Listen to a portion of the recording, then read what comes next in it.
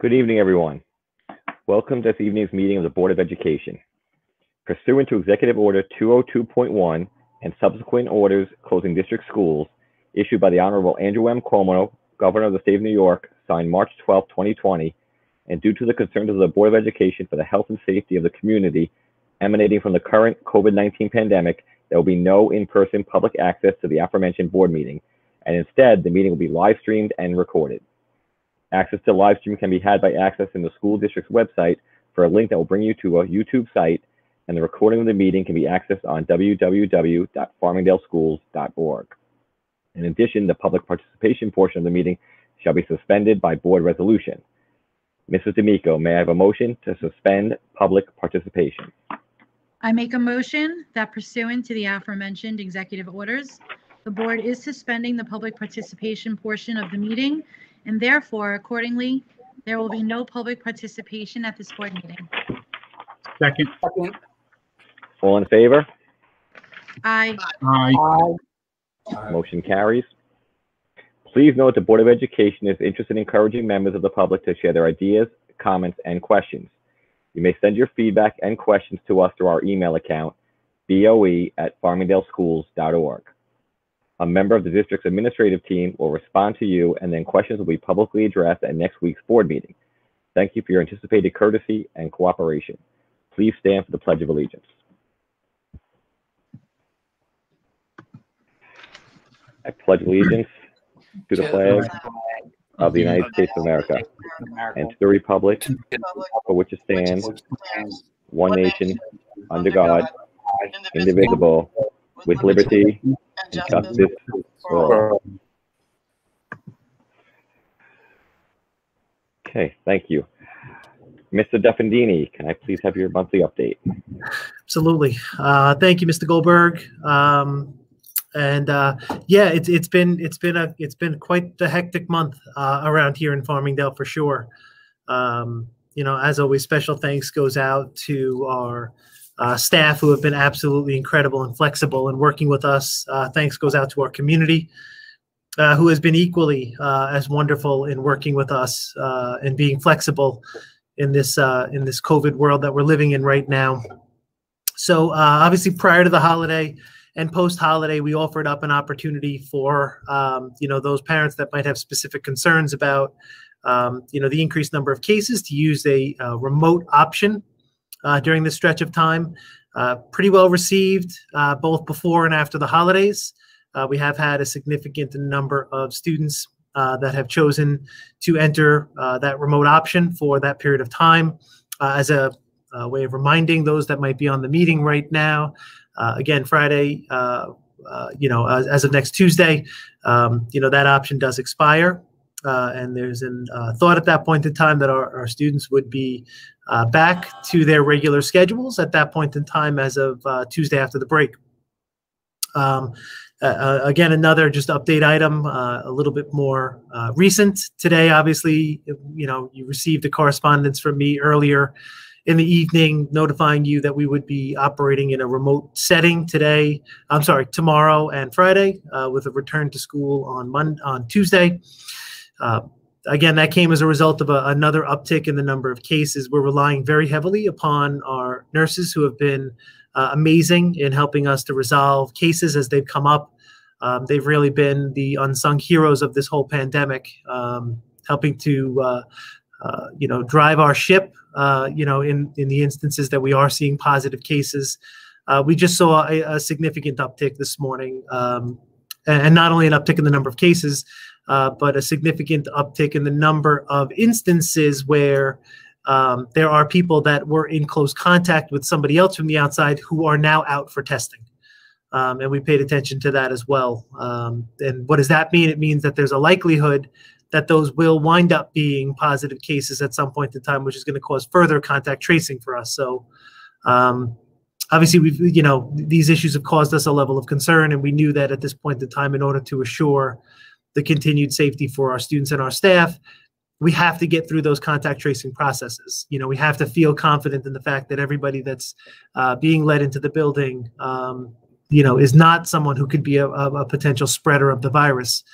And as a result of all of those factors, and based upon the circumstances of this morning and this afternoon, we made a decision that we needed an opportunity to pause, to hit the pause button. Very clear, it's not the white flag. This isn't the beginning of the end. We're not doing that. We needed a pause tomorrow and Friday in order to be able to regroup, assure everybody of the fact that we are in a position where only the people who are not potential spreaders are back in the building Tuesday after Martin Luther King Day. So, we are planning on a return at that point. A couple of other points I just wanted to also bring up. Thanks to Mr. Gavalis and his team over at the middle school, along with our own Dr. Olson here, who has been working very hard at trying to navigate some of the issues we've had at the 6th and 7th grade level. Again, for those of you that might not necessarily be aware, our 6th and 7th graders sort of fall into an anomaly where they are secondary students, but we do have our 6th and 7th graders coming every day. The large number of kids with the increased number of cases has caused a larger number of quarantines than we've been able to handle. It's what caused some of the problems before the holiday break. So Mr. Gavalis had a town hall meeting with Dr. Olson earlier this evening to talk about sort of the next wave, the next iteration of what we're opening up as far as opportunities for our students.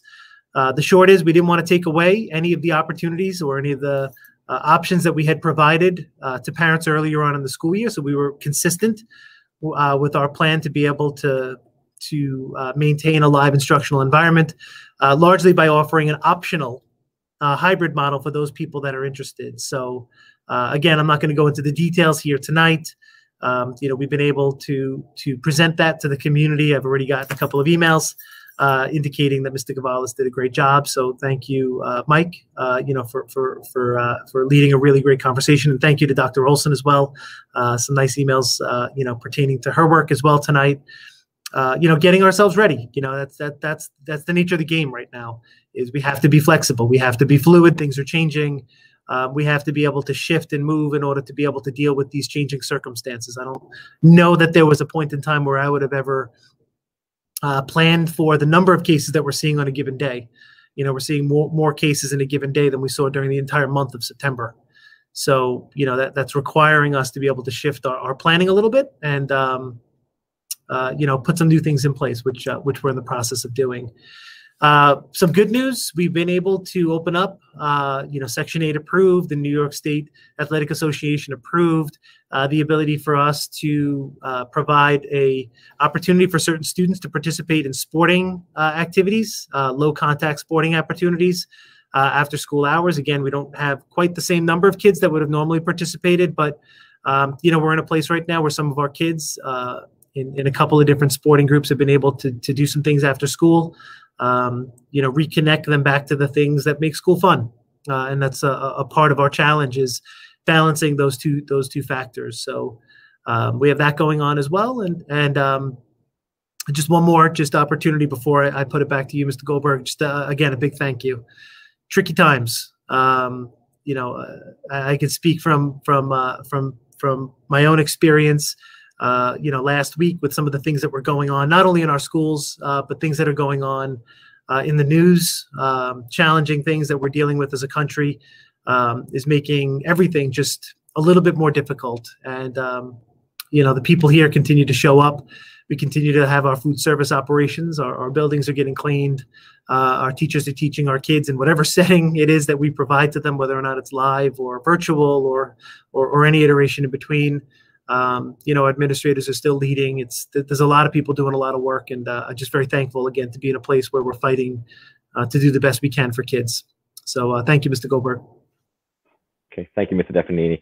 On behalf of the Board of Education, I really do want to thank you and your team for your amazing efforts this year. It comes from the top, and you and the cabinet and your extended cabinet have done a phenomenal job, from the top to the bottom of this district. You really should be commended for the job that everybody's done this year. Thanks, Mike. I call for a motion to approve the minutes of the December 2nd meeting. I make a motion to approve the minutes of the December 2nd, 2020 special meeting. Second. All in favor? Aye. Aye. I call for a motion to approve the minutes of the December 9th meeting. I make a motion to approve the minutes of the December 9th, 2020 regular meeting. Second. All in favor? Aye. Okay, thank you. I call for a motion to approve the minutes of the December 14th meeting. I make a motion to approve the minutes of the December 14th, 2020 special meeting. Second. All in favor? Aye. Aye. Okay, thank you. Mrs. Rogers, have we received any correspondence this month? Actually, since the December board meeting, the board has not received any correspondence. So quiet month, or quiet 3 weeks. Thank you, Mrs. Rogers. You're welcome. I know it's been a short period of time, but are there any committee reports from the board? I got a couple. Just back on December 10th, which seems like forever ago, we had the BOCES Budget Committee meeting it was done virtually. It was, with Dr. Dillon and the whole BOCES committee. Just a couple of things that came from that meeting. Of course, the discussion came up about Regents exams. They're not getting enough guidance from the state right now. But they felt, BOCES would love to see Regents exams stay in place, but the rest of the state is not in the shape that Nassau County is in. So they don't think that the Regencies will be around, but they're not getting guidance from the state because of what the state's going through right now. So that's kind of on hold. Dr. Dillon also said that colleges are looking at Regents exams less and less now. And then one of the committee members also said that, maybe it's an opportunity for us to rethink schools. So I'm sure we're going to hear more about that in the near future. What was the other thing?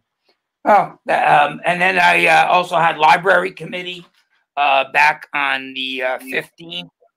At the public library here in Farmingdale. The good news is that they're working on their budget right now. I'll find out more about the budget next week, but their budget, they're looking at hopefully a 0% increase in their budget this upcoming year. And also right now they're still working on their abbreviated schedule or their shortened schedule until the end of the month. Also, their audit report came back and it was fairly positive. That's all I got. Okay, I have a few myself. If anyone else? No? Okay, back in December as well, the safety committee led by Mr. Zakian met. Suzanne, Arlene, and myself were participants in that meeting, and COVID testing, PPEs, and district drills were among the many items that were discussed. Our next meeting, I believe, is next month. The Let Us Save Action Committee, led by Dr. Brennan, met virtually many times. We were able to, Suzanne and I are on that committee, and we were able to participate in putting legislative proposals for 2020-21 together with our committee. These proposals were discussed with our local representatives, and we just met virtually with Senator Brooks, and we have many more of our representatives scheduled in the next coming weeks. We will talk about our priorities, our school district, and let them know what Farmingdale is all about. Let's see, Woodward Parker PTA held their meeting and did the business of the PTA last week. They had student achievement recognition was held, and the ceremony was very well received and very much needed at a time like this. Also, Farmingdale Youth Council, our next meeting will be held virtually on Tuesday, the 19th of January. The two Farmingdale Youth Council community scholarships for high school seniors that reside in our Farmingdale School District are available for our seniors. The due date is March 15th. The applications are available through guidance and or our youth council website. So have your seniors take a look at the scholarships, get the information in, and each one is $1,000. So please have your seniors look into that. And the Farming Youth Council is offering winter swim starting on this Saturday, the 16th.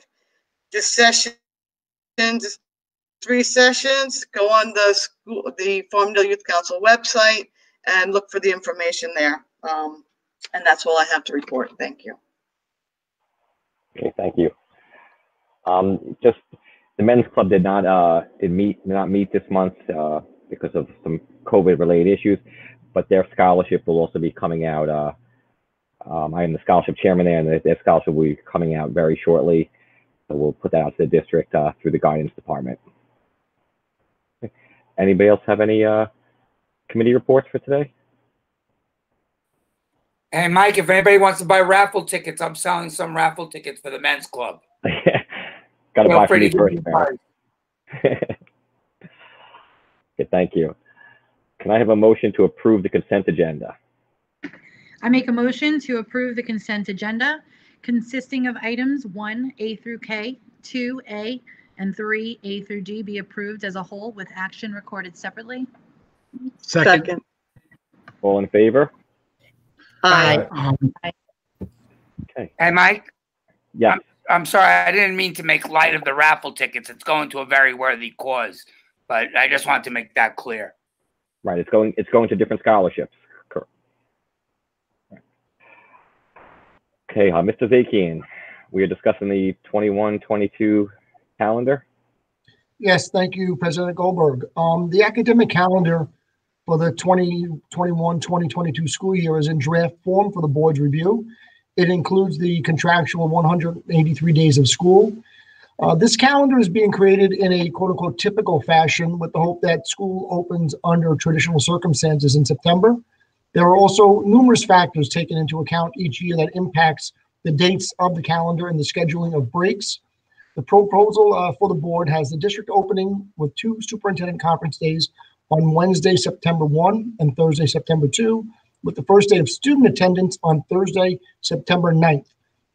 It should be noted that the delay in the student start date is the result of the honoring of Labor Day on Monday, September 6th, with the observance of Rosh Hashanah immediately following on Tuesday, September 7th and Wednesday, September 8th. We will have 3 makeup days scheduled into the calendar, the first of which will be the Friday before Memorial Day. The second and third days will be the Friday and Thursday of spring break, respectively. As always, the current calendar proposal is subject to change as the need to meet state academic requirements are impacted due to unforeseen circumstances such as a pandemic or even natural disasters as occurred in 2012 with Superstorm Sandy, which necessitated the cancellation of winter break in February. I'm prepared at this point to answer any questions that the board may have. No, it's a challenging calendar this year. It is. A confluence of circumstances has created it, but we've got what we need, and with the board's acceptance and approval, we will be working further on this and presenting it for appointment in the February board meeting. Thank you. Thank you, Mrs. Zakian. Any questions from the board? Nope. Okay, I call for a motion to enter into executive session. I make a motion to enter into executive session for the purpose of discussing personnel issues in accordance with open meetings law. Second. All in favor? Aye. Okay, thank you. Good evening, everyone. Good evening. Good night. Have a good night. Okay.